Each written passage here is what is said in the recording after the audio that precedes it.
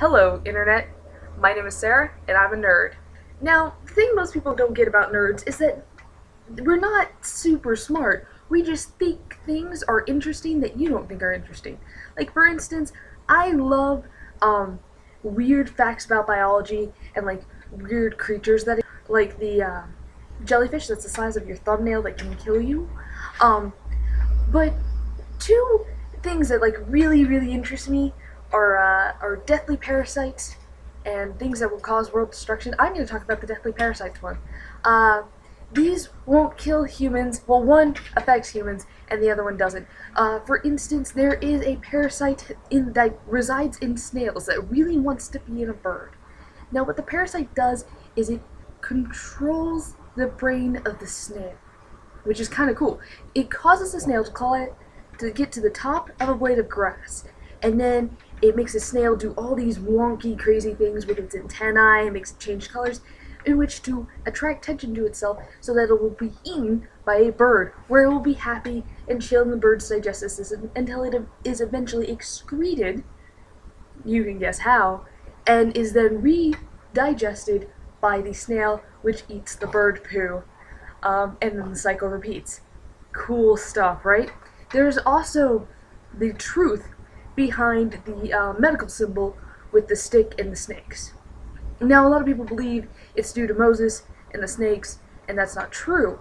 What originally caused it was there is this particular worm in like warm Amazon-like climates that gets in through a cut via water into your system and then goes into your leg, where it grows to the length of that until it decides that it wants to make babies by just like splitting into tiny pieces of itself, which then causes your legs to swell into big pustule blisters and burn, so that you then run into the lake where you first supposedly got this worm, probably because they didn't move around a lot back then.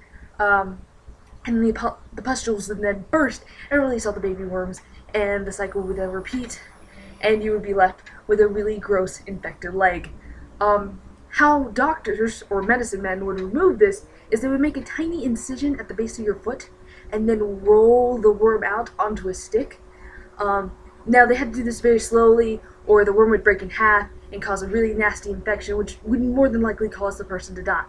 So, yeah, and they would display these sticks with these worms on them that were about the size of a snake. They were huge. And they would display them on their door to show that they were really good medicine men. You're probably wondering why I'm telling you all this, and it makes no sense that I'm talking about parasites and such. But it's that time of the month again, guys. I've made my monthly budget for June 2012. Have you? Come on, nerds.